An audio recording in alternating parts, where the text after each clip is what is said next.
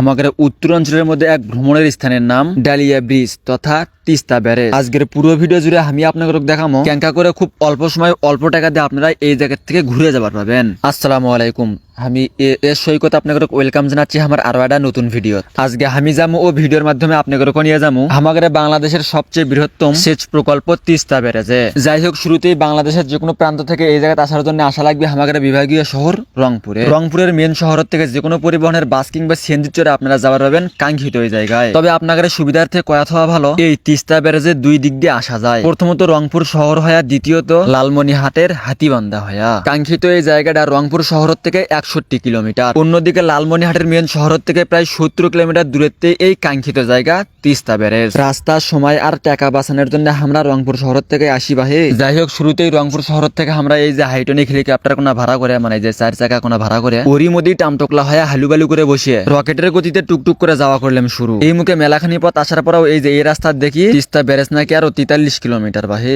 যাই হোক, কি আর করার, রাস্তা তো আর গুছে গেছে, পকেটে তুলে ধরে পাবো না। যাই দেখি যেতে যেতে কুটি যায় ঠিকই। এক মুখে ঘড়ি কাটা ঘটঘট করে ঘুরতেছে, এই মুখে আমরা টুকটুক করে আগাচ্ছি। টুকটুক করে আস্তে আস্তে অবশেষে আমাদের চোখত পড়ছে বাহে ও যে ওই ব্রিজ কোনা। দাঁড়ান, ব্রিজ কোনা মিটছে না, পরে দেখামো, আগে গেটটা পার হয়নি। যাই হোক, অবশেষে মেলা কায় কষ্ট করে আমরা পৌঁছে গেছি আমাদের সেই কাঙ্ক্ষিত জায়গা তিস্তা ব্যারেজে। এখন আপনারা 5টা মিনিট উঠবে না, দাঁড়ান আমি 3 সেকেন্ডের মধ্যে আজ হেলিকপ্টার থেকে আগে নামি।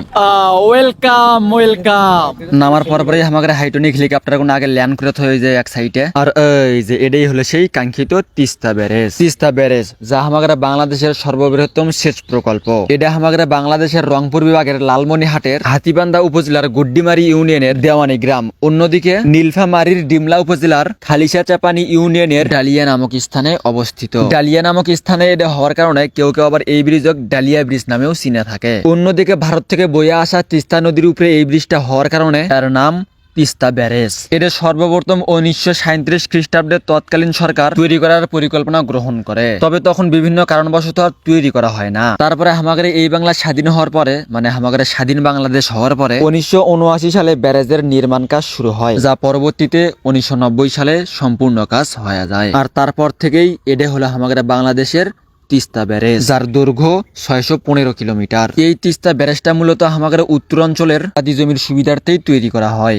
যা আমাদের গ্রাম বাংলার খাঁটি কথায় কবার গেলে এটা হলো ভোক্তারা এখন সুইচ গেট বাহে। যেই ব্রিজের এক পাশে গেট দেওয়া আছে 8টা ও অন্য পাশে দেওয়া আছে 44টে, মোট 52টা গেট নিয়ে তৈরি এই কাঙ্ক্ষিত তিস্তা ব্যারেজ। এই যে এটি দেখেন বাহে, ওই যে মাঝখানটা গেট, আরেক মুড়ে ওই যে নদীর পানি বেশি, আরেক মুড়ে কম, মানে এই যে যখন গেটটা তুলে দিবি তখন ওই মুড়ের পানিগুলো সম্পূর্ণভাবে এই মুড়ে চলে আসবে, বুঝছেন বাহে। এটাই হলো সেই তিস্তা ব্যারেজের গেট। এখন গেট খুলে দেওয়ার সময় আপনারা জানি আবার ভাবেন না যে গেটটা ঘাড়ত করে আলোক করে নিজে খুলে দিবে, তা খুলে নয় বা হে। এই যে দেখেন মেলা প্রকারের নয় নস্কা নাট বল্টু পেঁয়াজ মশর তার তুর এগলে দিয়ে হচ্ছে যন্ত্র সাহায্যে আলোক করে দেয়। আপনারা জানি আবার হুদয় মনে করেন না যে ঘাড়ত করে আলোক করবি। তবে এখন বর্তমানে কথা হলো, প্রতিদিনই কাঙ্ক্ষিত এই ব্রিজে বাংলাদেশের 64 জেলার থেকেই অনেক ভ্রমণ পিপাসু লোকেরা ঘুরবের জন্য আসে। তাছাড়াও বিদেশ থেকেও বিভিন্ন পর্যটকরা আসে ঘুরে যায় কাঙ্ক্ষিত এই জায়গার থেকে। তাই এখন কথা হলো, আপনি কার সাথে আসবে চাচ্ছেন এই জায়গার তাকিয়ে না হালুবালু করে কমেন্ট বক্সে মেনশন করেন বা হে। আপনাদের সুবিধার্থে কয়াথা ভালো, যে কোনো মৌসুমে এই জায়গা ঘুরবে আসলে আপনারা এই জায়গায় নৌকা স্পিডবোট পাওয়া যাবেন এটা নিশ্চিত। টাকার বিনিময়ে মিনিট ঘন্টা কিংবা রিজার্ভ ভাবে আপনারা এই নৌকাগুলো ভাড়া করে নিতে পারবেন। তবে আমরা যখন যাই তখন অল্প না সময় ঘোরাঘুরি করার জন্য জন প্রতি ভাড়া লাগছে 15 থেকে 20 টাকার মতো। তাই নৌকা ভাড়া করার সময় অবশ্যই দামাদর করে নেবেন,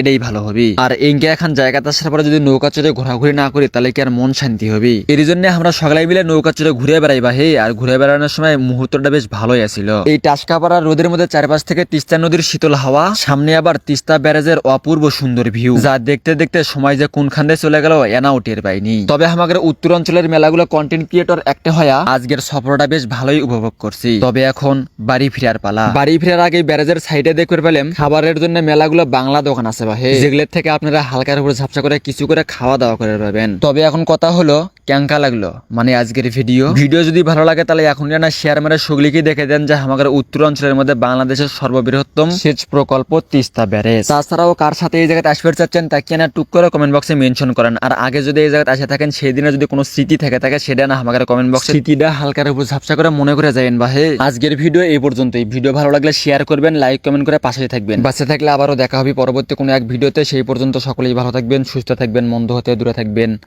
আল্লাহ হাফেজ। এই আমার জায়গায় বসলো কি রে, সাপ ও মুখে সাপ।